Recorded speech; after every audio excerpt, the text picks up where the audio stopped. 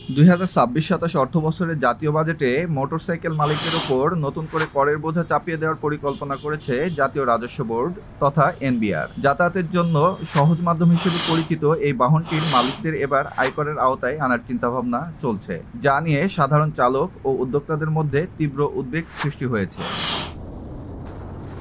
NBR এর প্রস্তাবনা অনুযায়ী মোটরসাইকেলের ইঞ্জিন ক্ষমতার উপর ভিত্তি করে বার্ষিক অগ্রিম আয়কর বা এআইটি আদায় করা হতে পারে। প্রাথমিক আলোচনায় 111 থেকে 125 সিসির বাইকের জন্য 2000 টাকা, 126 থেকে 165 সিসির জন্য 5000 টাকা এবং 165 সিসির বেশি ক্ষমতার বাইকের ক্ষেত্রে 10,000 টাকা করে নির্ধারণ করার প্রস্তাব করা হয়েছে।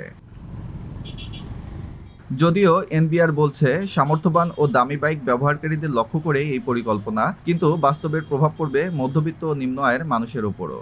রাজধানীর সড়কে রাইড শেয়ারিং করে সংসার চালানো চালকরা বলছেন, বর্তমান 3.5 লাখ টাকার করমুক্ত আয়সীমার নিচে থাকা সত্ত্বেও তাদের উপর এই কর চাপানো হবে, অনেকটা জোর করে টাকা নেওয়ার মতো।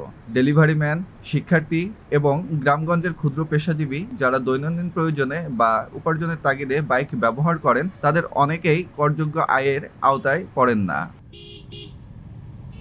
মোটরসাইকেল খাতের উদ্যোক্তারা এই সিদ্ধান্তকে শিল্পের জন্য আত্মঘাতী বলে বর্ণনা করেছেন।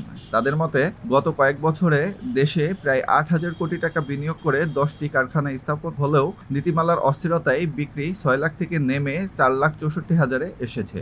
নতুন এই কর আরোপ করলে বিক্রিতে বড় ধস নামতে পারে।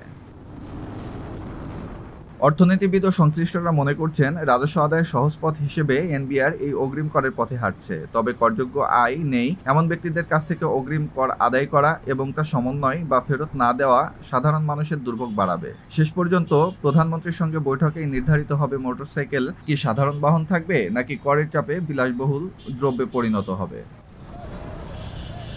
সজিবুল ইসলাম, বাংলা লেন্স।